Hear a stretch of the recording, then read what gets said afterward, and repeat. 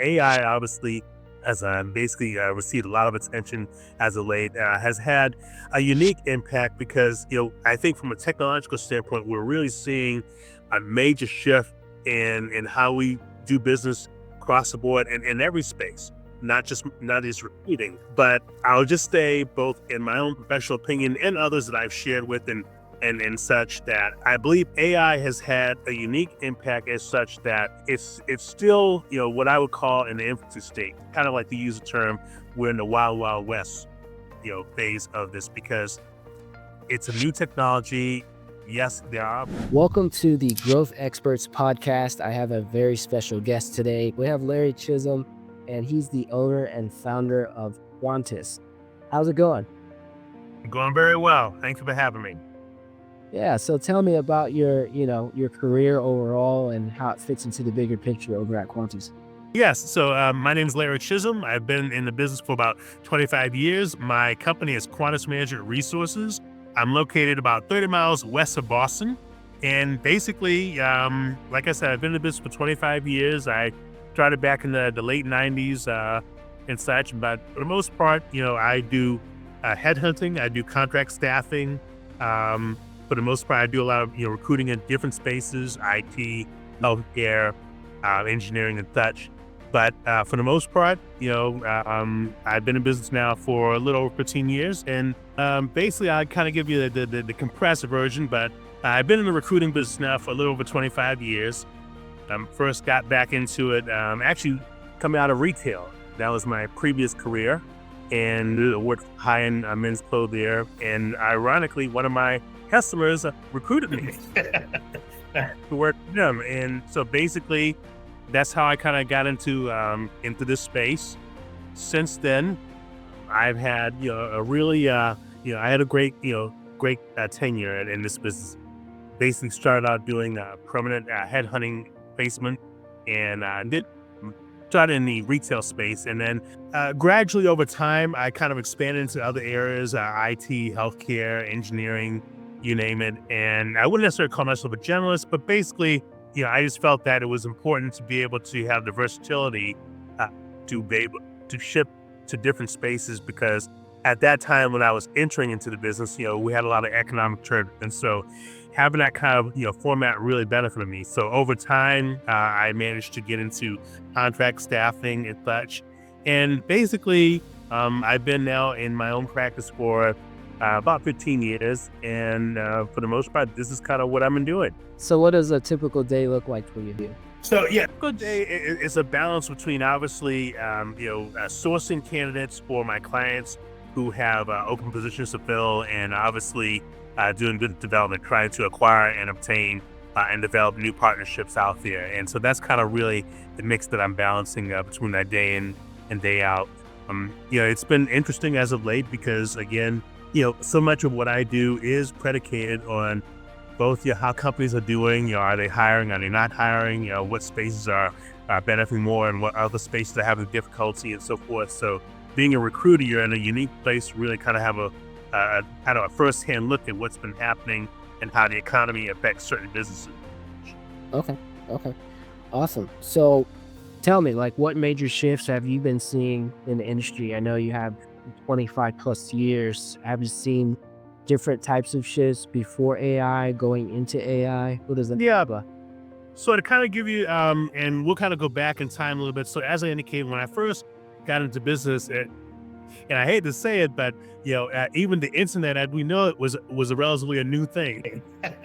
So, but my point being is that it's about value proposition and how you present stuff to your clients and your value to them. So when you talk about how technologies over time has impacted not only my space, but just, the industry as a whole, yes, it has significant impact. So yes, I've seen how the internet has impacted and made kind of the world smaller in terms of, how we all kind of, work together and such. I've seen the impact of social media and how that has played a factor, and how we obviously develop our value prop. But AI obviously has basically received a lot of attention as of late, has had a unique impact because, I think from a technological standpoint, we're really seeing a major shift in how we do business across the board in every space, not just repeating. But I'll just say, both in my own professional opinion and others that I've shared with and such, that I believe AI has had a unique impact as such that it's still, what I would call an infancy state, kind of like to use the term,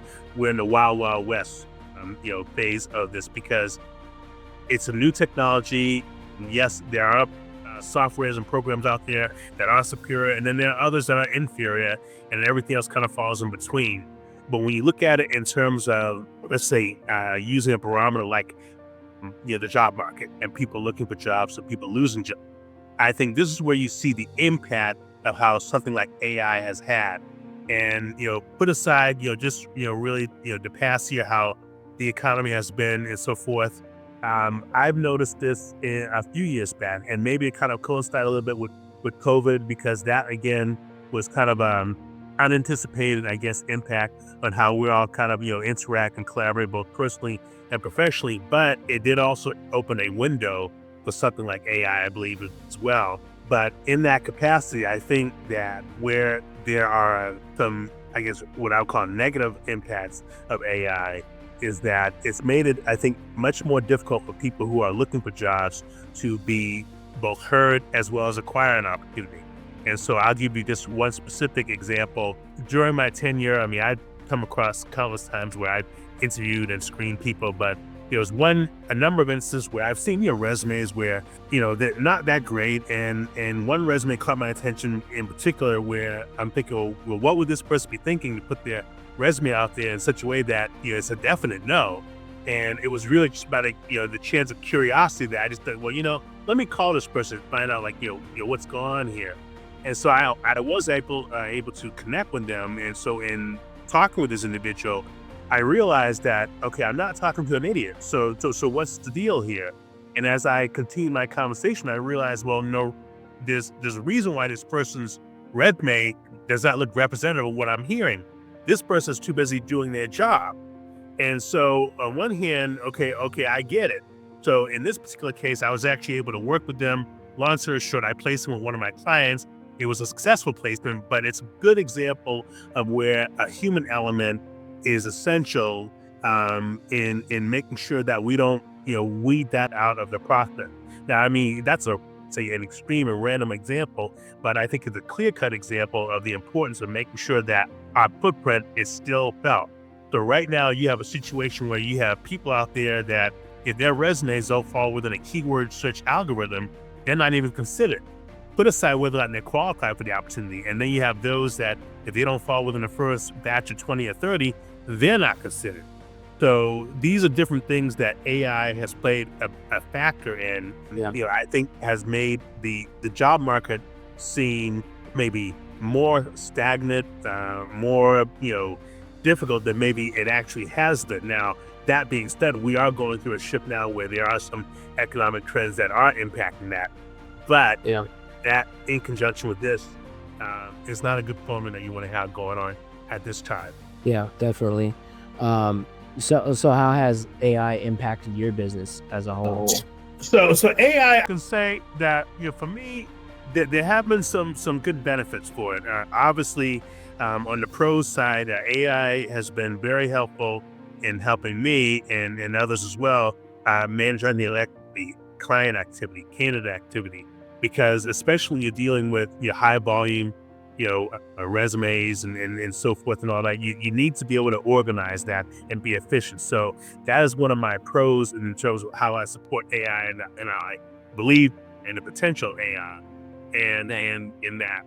So also too, for me, on a more specific aspect, it has also been useful as it relates to quality control. So when I identify candidates and such that I'm trying to fill up the clients, screening them, I'm qualifying them, and so forth, AI has been helpful to me in really both either providing ways to screen these candidates that I can say with all confidence to my clients that I am presenting them with credible individuals that are worth their time and consideration.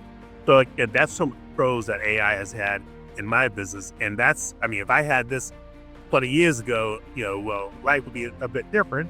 But hey, it's here now, so you take advantage of Yeah, it's crazy. It took several decades for AI to come. We would think it would have been here by the 90s back then, right? But it. now it's here. In some ways, AI has kind of been around for a while. It's just, it just moves into different phases, into different levels, and it continues to enhance and grow over the several decades. But it's moving a lot faster now.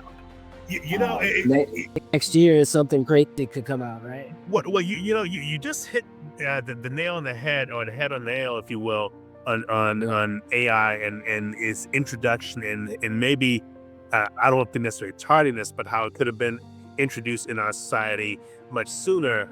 And Yeah. I don't know if you may not be aware of this, but there was a time, and actually I'm going back into the 90s, ironically, where there were advances, like when you think of the cell phones and things like that. Uh, this kind of interaction, virtual communication, where the technology existed then, but nobody was buying it. And Yeah. and the problem was, I would call, I'm sure there's a more finesse phrase, but I would call it technology shock. And so what happened was, you started seeing commercials sponsored by companies like AT&T, and basically these commercials would just subtle hints like coming soon, something like that, to get people in the mindset of saying, hey, listen, we have this. We understand that we may have introduced some of this stuff maybe too soon for the population to absorb. So we're going to give it to you in bite sizes and such that you can absorb. Now, having said that, you go to a place in the world like, let's say, Japan, and it's like, you're thinking you're in the future, because they have a lot of stuff. It's stuff that we don't even have right now that they have as part of their everyday life. So again, just Yeah. I hear the same thing in China too. I'm sorry. Sorry, I didn't mean to cut you off, but I hear about the same types of technologies that they have in Japan, but are also in China, and they're like 10 times crazier than Japan. Right. Yeah. It's not that they're more advanced. I mean, although maybe, I mean, I'm not going to give them that credit that they're more advanced, but I think there were other factors that I think were underestimated now. And I believe that. And I can see why, certain aspects of maybe just how we went about our lives were not prepared for that. And so, as in anything, we introduce a new thing like that, you want to make sure that not only does the technology work, but is a mindset there to embrace when it and arrives. Yeah. And So that's what not different with AI with recruiting too. recruiting? Yes, yeah, I think, I think that is a factor. Whether it's a major factor, I wouldn't go that far.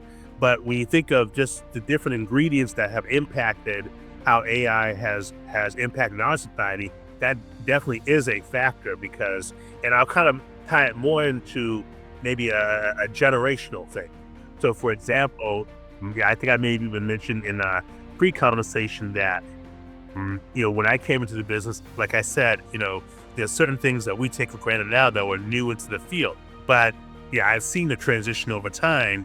And so now you have a whole generation of recruiters out there that have come in with certain resources that were just kind of standard. And again, it's not to their discredit or credit. It's just, hey, you live and breathe in the time that you come in, just like I did. But the key thing here is understanding its impact, understanding both, or being in a position to be open to new information and such. And one thing that I kind of made a note that I wanted to highlight in our conversation, as recruiters, I think it's essential for us to embrace strategic thinking, because a lot of what we do, has a much larger impact that I think many of us may really embrace. And so when you think about, the job market, when you think about, people having difficulties finding employment, we're a big factor in how that goes. And so understanding how this technology is being used, understanding how we deploy it, is an important factor in terms of making sure that we are doing our part to be part of the solution, as opposed to maybe, contributing to maybe any problems that might be impacting how this is expanding in our market. Yeah, no, definitely. I completely agree. And it's, really identifying a problem and providing a solution to enhance one's career, to enhance the economy, to enhance other people's careers as well, and just really drive synergy amongst each other so that we can thrive. I mean, that's what we're here for. I think not only to experience, but to thrive and to do our very best on the planet to help each other, right? Exactly. Yeah, so we're definitely agree on that. So tell me what's been working for you right now. What's been frustrating? So yeah, just a couple of things that I had noted. Again, just being more efficient with my day has obviously made me more effective both in outreach, especially when it comes to developing new relationship. With new clients. There are spaces that I'm starting to entertain. Probably more for the money space and beyond that I might not have considered prior to prior to AI and many of the technological resources that we have available now. And so, with that will come probably some at some level I wouldn't say a reevaluation, but maybe a retuning of my practice in terms of areas that I may want to focus on. I alluded to earlier that much of my career had evolved recruiting a lot of different spaces, and the benefit of that at times has been because economically and so forth, some areas may be hit harder than others, and allowed me to transition and shift to other areas that were hot. So you always want to keep the revenue or the activity coming in. But in this case here, now that I'm kind of a little later in my career, I put some further thought in being much more niche focused because of my both seniority in the business and the impact that I think I can have, and just certain spaces that have just really caught my attention. That's the direction I see my practice moving towards coming into the new year and potentially beyond. So that's, I think, probably maybe the best way to describe how this has impacted my business, how it's impacted my rethinking of how I drive my business and how I want to kind of build and grow and the direction I want to take my business moving forward. Yeah, and that's an interesting question I wanted to ask in regards to niche focused. Can you elaborate on the niche, or how hyper focused are you in a specific area of expertise, certain occupations, disciplines, not retain? What does that look like, and which metrics are you focused on improving? Sure. So, yeah, so you mentioned a couple of things in your comments there that I'll kind of take apart one at a time. So, yeah, collaborative or collectively, much of my kind of thought process has been consistent with what's been happening with the industry. So, right now, you kind of have this activity between contingent and retain that's been going on right now. And so, I have to say for myself, given my background, my knowledge, and a lot of it, my experiences, I'm leaning more towards a retain. So that's a service format that I'm taking a much stronger, much closer look at, and quite frankly, my intentions are to act on that and to embrace it and kind of infuse it into my business practice. In terms of niche focus, there's some areas I'm looking at specifically in the legal field. I'm looking at AM Law 100 company. Those are typically your top law firms, both in the nation and globally. That I feel the types of positions and openings that they are and talent that they're looking for, I am at the level that I can supply and provide that type of talent. So again, looking at my experience, seeing how I can kind of go to the next level for myself in terms of both the type of partnerships and clients I want to develop relationships with, as well as other things. In terms of other aspects of that, I would say that getting back to the retain part, the special motivation I have with that has probably derived a lot from my activities dealing with startups and small businesses over the years, because especially startups, with those, there's a lot of unique different skills that you're deploying, not just recruiting. And because of the diversity of my background, and I didn't get into this earlier, but during my tenure, I had the opportunity to step outside recruiting for what I would call sabbatical roles, if you will, one in nonprofit, the other in professional sales. But in re-entering the recruiting field, having those experiences gave me a fresh perspective on how I went about my practice and my profession. And so with that, I was able to really adopt a lot of different attributes and skill sets that related to understanding businesses and how they work. And then from that capacity, understanding how can I integrate that into my ability to identify talent that I felt met the needs of my clients. So it's not just finding someone that had the right technical skills, it's a whole bunch of other things. I mean, you can identify someone that could do the job, but then can they do the job when you put a clock next to it? There's other skill sets of play that you have to identify. So that allowed me to expand my, the scope of my experience and exposure to other things. So now I've had that experience and I want to take that and merge it with something else. And retain space is much more logical because with retain, you're really looking to develop, true partnership. I mean, that really is the definition of retain, because you want your clients to see that it's not that you just come in and try to fill in an open role. You want to understand what are their aches and pains, what are their challenges, and have the ability to grasp that, and then take that information and convert it into, okay, now this is what I have that I can bring to the table that can address those issues and such. And that's really kind of collaboration and relationships that I want to build, and definitely retain falls in that space. So that's my motivation for going and considering that direction. We'll see. Awesome. Well, it sounds like I'm not actually there. I hope it wasn't too all over the place. No, it's fine. It's fine. I mean, at least you know what direction you're heading and what you want to do, and then we'll figure out all the the tweaks and all the outs. Yeah, Absolutely. yeah. You're gonna definitely reverse engineer what is already working for you now and just make it better. Yeah, especially for retain. I like Banger.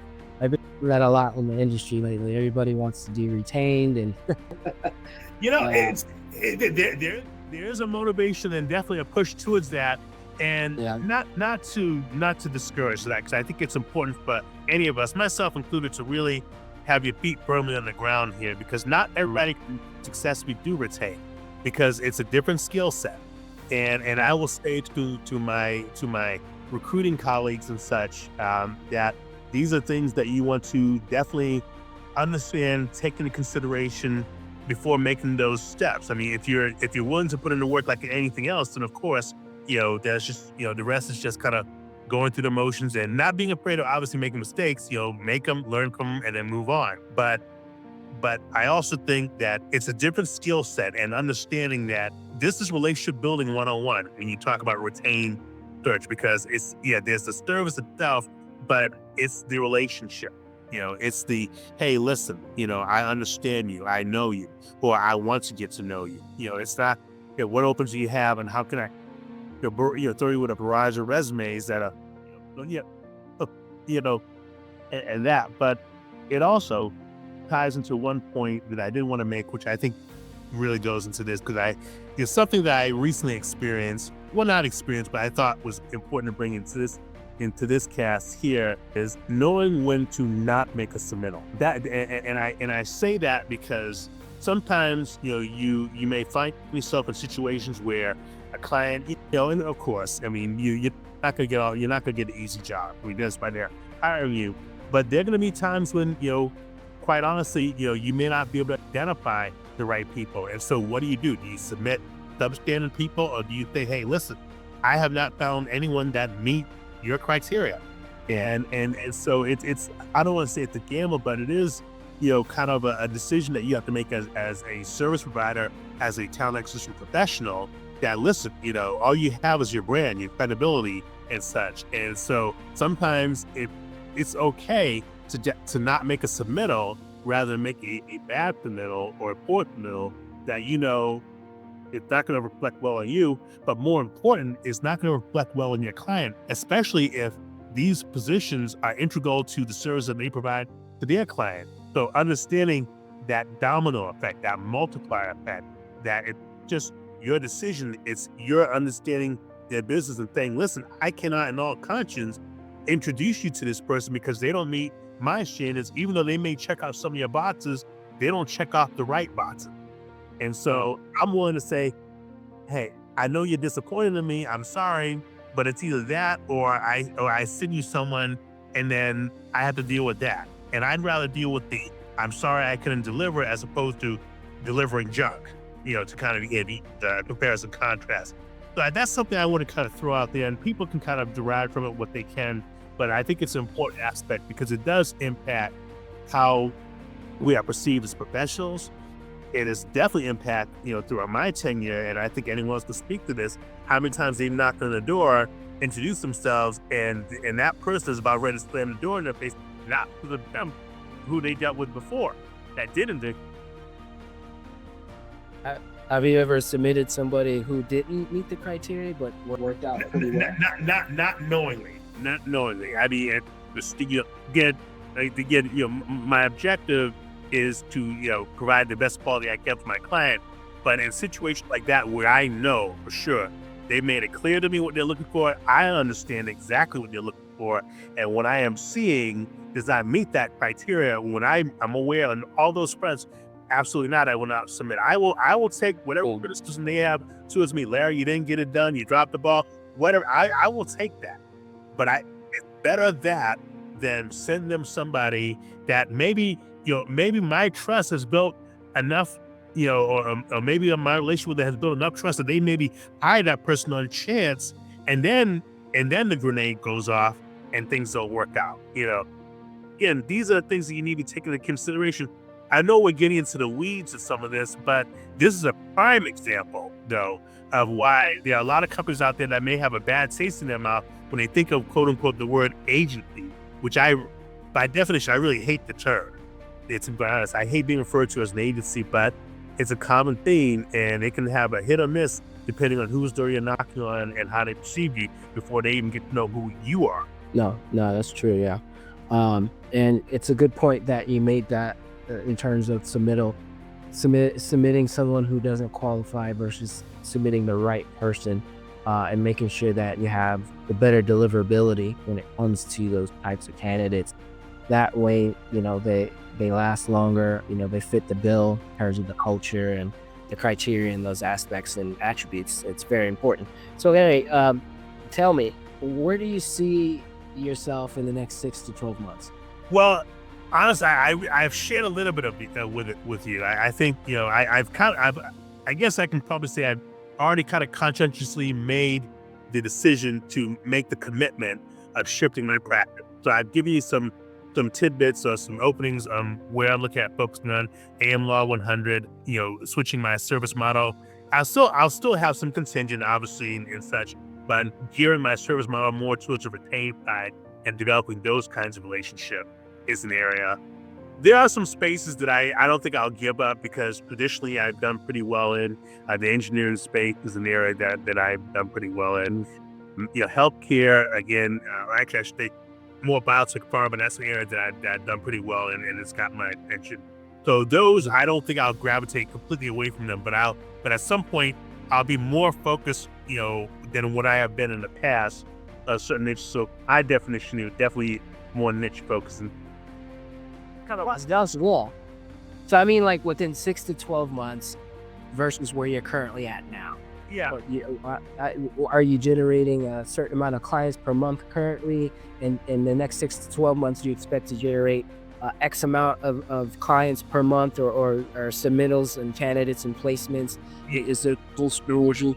No, great question. Yeah. So right now, to be candid, because of this shift, I'm working on what I currently have. I have not made any initiative toward new client development only because of this shift that I decided. Now, that being said, this pause won't be holding for long. So moving 2026 and beyond, my refocus now will be toward developing a business development strategy geared towards AM Law 100 and some of these other areas that I've looked at, and then building from there. Now, in terms of how many clients I acquire, I guess as good as mine, but my pitch will be obviously a bit different than previous. So it'll be much more consultative.